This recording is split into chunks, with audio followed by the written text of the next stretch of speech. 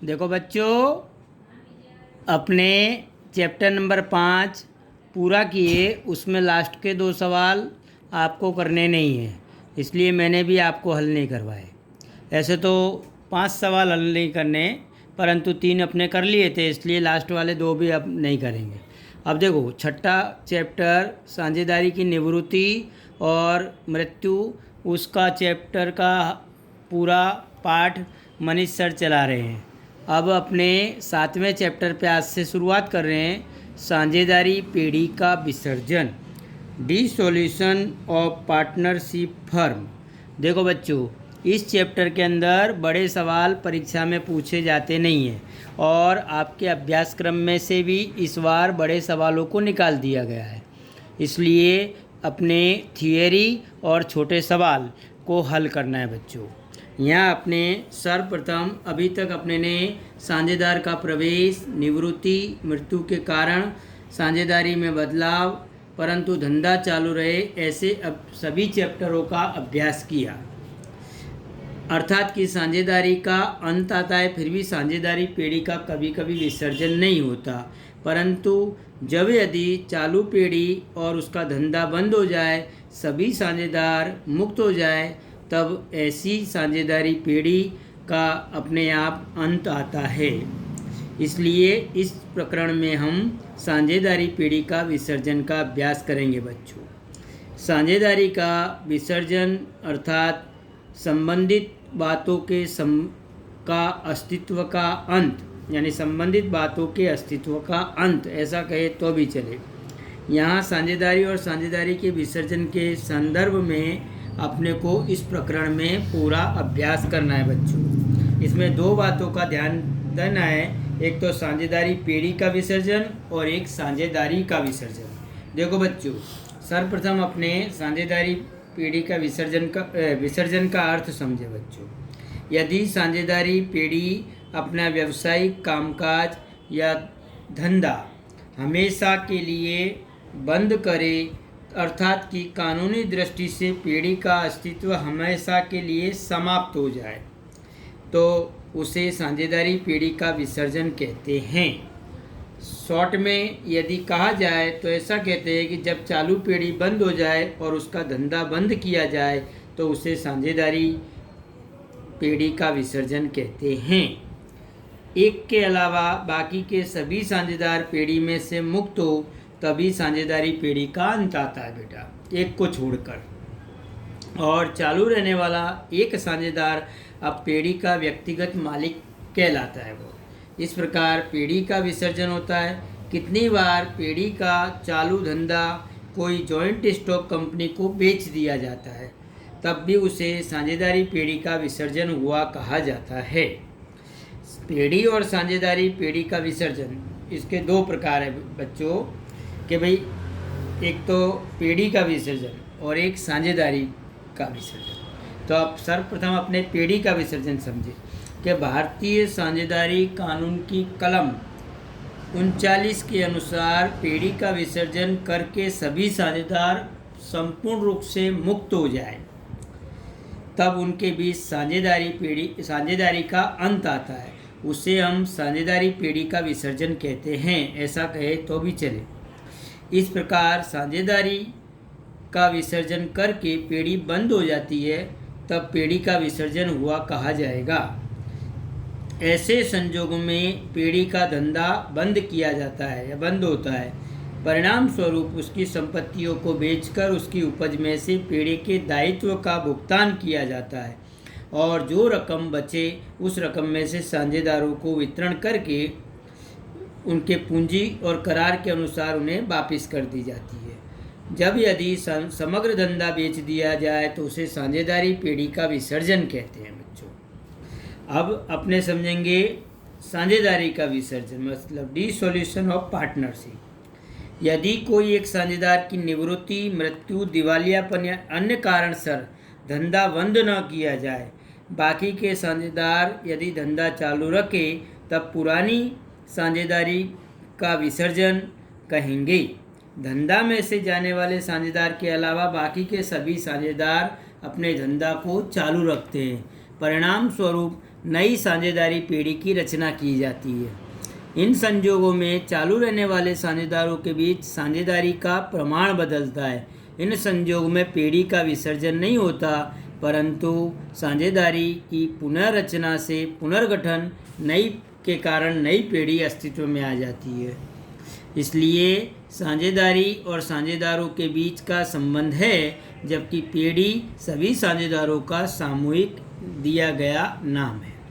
अब देखो बच्चों, साझेदारी और साझेदारी पीढ़ी के बीच के अंतरों को अपने समझ लें। पहला अंतर है अर्थ। यहाँ आपने पहला अंतर अर्थ दिया है बच्चों। तो देखो, साझेदारी विसर्जन का अर्थ है कि साझेदारी का पुनर्गठन अर्थात साझेदारी का विसर्जन, और साझेदारी पीढ़ी का विसर्जन किसे कहेंगे बच्चों कि साझेदारी पीढ़ी का हमेशा के लिए अंत हो जाए तो उसे साझेदारी पीढ़ी का विसर्जन कहते हैं। अब पीढ़ी का अस्तित्व, दूसरा मुद्दा कि भाई पीढ़ी का अस्तित्व साझेदारी का विसर्जन में चालू रहता है, जबकि साझेदारी पीढ़ी का विसर्जन में साझेदारी पीढ़ी का अंत आ जाता है बच्चों। हिसाबी चौपड़े, तीसरा पॉइंट, इसमें हिसाबी चौपड़े चालू रहते हैं और इसमें हिसाबी चौपड़े बंद किए जाते हैं। चौथा पॉइंट है हिसाबों का निपटारा। देखो बच्चों, अब साझेदारी का विसर्जन में हिसाबों का निपटारा नहीं होता, परंतु पुनः मूल्यांकन खाते में से उपस्थित होने वाला लाभ या हानि क्रमशः साझेदारों के पूंजी खाते जमा या उधार किया जाता है। सामान्यतः साझेदारी पीढ़ी में से किए जाने वाले साझेदार का हिसाब कर दिया जाता है, जबकि साझेदारी पीढ़ी के विसर्जन में हिसाबों का निपटारा होता है। वसूली खाते द्वारा संपत्तियों का निकाल करके दायित्वों का भुगतान किया जाता है और बची रकम साझेदारों के बीच हिसाब के निपटारा पेटे भुगतान की जाती है बच्चों। चौथा मुद्दा है अदालत का हस्तक्षेप बच्चों। देखो बच्चों, साझेदारी का विसर्जन स्वैच्छिक होने से अदालत का हस्तक्षेप की कोई आवश्यकता नहीं होती, स्वैच्छिक विसर्जन। जबकि साझेदारी पीढ़ी के विसर्जन में आवश्यकता हो तब अदालत द्वारा हस्तक्षेप किया जा सकता है। और पांचवा बच्चों असर पांचवा मुद्दा है कि साझेदारी पीढ़ी के विसर्जन के समय उसकी होने वाली असर। पांचवा मुद्दा, देखो बच्चों, साझेदारी का विसर्जन हो परंतु साझेदारी का पीढ़ी का विसर्जन न भी हो, और साझेदारी पीढ़ी का विसर्जन हो तो अपने आप साझेदारी का विसर्जन हो जाता है। ये 5 मुद्दे साझेदारी का विसर्जन और साझेदारी पीढ़ी का विसर्जन। देखो बच्चों, अब साझेदारी पीढ़ी का विसर्जन उसके विषय में अपने थोड़ा समझ लें। देखो बच्चों, साझेदारी पीढ़ी का विसर्जन, अब इस प्रकरण के अंदर अपने साझेदारी पीढ़ी के विसर्जन से संबंधित महत्वपूर्ण बातों का ख्याल को प्राप्त करना है। उसके बाद पीढ़ी के विसर्जन की हिसाबी असर को निम्नानुसार बताएंगे अपने। एक तो पीढ़ी के विसर्जन की रीत और पद्धतियाँ, दूसरा पीढ़ी के विसर्जनों के हिसाब के निपटारा संबंध में कानूनी अन्य प्रावधान, और तीसरा विसर्जन की सामान्य विधि या प्रक्रिया। उसमें पहला है पीढ़ी के विसर्जन की रीत या पद्धतियाँ। देखो बच्चों, अपना साझेदारी अधिनियम 1932 के अनुसार 2 प्रकार से साझेदारी पीढ़ी का विसर्जन किया जाता है। एक तो सामान्य विसर्जन या अदालत के हस्तक्षेप के बिना विसर्जन, और दूसरा विसर्जन अदालत द्वारा विसर्जन बच्चों। अब देखो, यहाँ 2 प्रकार से विसर्जन किया जाएगा, उसके बारे में समझ लें। पहला है सामान्य विसर्जन, अदालत के हस्तक्षेप के बिना विसर्जन। अदालत के हस्तक्षेप के बिना निम्नलिखित किसी भी तरह से विसर्जन किया जा सकता है बच्चों। एक तो सर्वसम्मति से विसर्जन बच्चों, सर्वसम्मति से विसर्जन। अब देखो, यदि सभी साझेदार पीढ़ी का विसर्जन करने के लिए सहमत हो और तब साझेदारी पीढ़ी का विसर्जन चाहे जिस समय पर किया जा सकता है, उसे हम स्वैच्छिक विसर्जन भी कहते हैं बच्चों। दूसरा है करार द्वारा विसर्जन। देखो बच्चों, साझेदारों के बीच पहले से निश्चित किए हुए करार की शर्तों के अधीन विसर्जन हो सकता है इसके अंदर। तीसरा विसर्जन है कानून द्वारा विसर्जन बच्चों। देखो, इसमें क्या है, पीढ़ी के सभी साझेदार अथवा एक के अलावा सभी साझेदार दिवालिया घोषित हो या पेड़ी का धंधा चलाना गैर कानूनी बने तब पेड़ी का विसर्जन किया जाता है। और चौथा है बच्चों निश्चित घटनाओं के कारण। अब देखो, यदि कोई एक पेड़ी अमुक निश्चित अवधि के लिए हो और वह अवधि पूर्ण हो जाए तो विसर्जन होता है। और दूसरा है किसी निश्चित उद्देश्य के लिए स्थापित की गई हो और वह उद्देश्य या कार्य पूर्ण होने पर अपने आप विसर्जन हो जाए तो ये निश्चित घटना के कारण विसर्जन कहा जाता है बच्चों। और पांचवा है नोटिस द्वारा विसर्जन बच्चों। कभी कभी क्या होता है कि स्वैच्छिक साझेदारी के संजोगों में कोई भी साझेदार साझेदारी पेड़ी का विसर्जन का अपने इरादा पूर्ण दर्शाती हुई लिखित नोटिस अन्य साझेदारों को दे और इस नोटिस में दर्शाई गई तारीख से अथवा नोटिस मिले तब से उनके बीच साझेदारी का अंत आता है तो इस प्रकार पेड़ी का विसर्जन किया जाता है। ये विसर्जन के बता। दूसरा है अदालत द्वारा विसर्जन बच्चों। देखो, अदालत यानी कोर्ट द्वारा विसर्जन। कोई भी साझेदार अदालत का आवेदन करे तो निम्नलिखित संजोगों में अदालत विसर्जन का आदेश कर सकती है। जैसे कि कोई साझेदार का अस्थिर मगज का हो जाए, मतलब पागल हो जाए। कोई साझेदार पेड़ी में अपने कर्तव्य को निभाने में पूर्ण रूप से समर्थ न हो। कोई साझेदार पेड़ी के व्यवसाय के हित के विरुद्ध कार्य करे, मतलब हित में कार्य न करे। कोई साझेदार व्यवसाय की शर्तों का बारंबार जानबूझकर भंग करे। कोई साझेदार पेड़ी में से अपना संपूर्ण भाग सम्मति के बिना त्रायित पक्ष को दे दे। पेड़ी लगातार हानि कर रही हो, नुकसान कर रही हो और व्यवसाय चल सके ऐसा न हो। और लास्ट कारण अदालत को योग्य लगे ऐसे अन्य किसी भी संजोगों में पेड़ी विसर्जन का आदेश दे सकती है। उसे अपने बच्चों अदालत द्वारा विसर्जन कहेंगे। अब बी विसर्जन के संदर्भ में विसर्जन के हिसाबों के संदर्भ में कानूनी अन्य प्रावधान बच्चों। देखो, पेड़ी की हानि के संदर्भ में पहला है पेड़ी की हानि के संदर्भ में। कभी कभी क्या है बच्चों, भारतीय साझेदारी कानून के अनुसार विसर्जन के समय होने वाले नुकसान या हानि को अमल में रखा जा सकता है।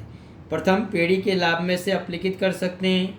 यदि लाभ पर्याप्त मात्रा में न हो तो साझेदार की पूंजी में से भरपाई कर सकते हैं और यदि पूंजी पर्याप्त न हो तो ऐसे समय पर हानि साझेदारों के अपने लाभानी के प्रमाण में बांट दी जाती है और उसके लिए ज़रूरत के अनुसार निजी संपत्ति में से भरपाई कर सकते हैं बच्चों। और दूसरा है पेड़ी का ऋण और साझेदारों का निजी ऋण। कभी कभी साझेदारों का ऐसे तो साझेदारों का दायित्व असीमित ही है, इसलिए तीसरे पक्ष के ऋण के लिए प्रत्येक साझेदार व्यक्तिगत रूप से या सामूहिक रूप से जिम्मेदार माने जाते हैं।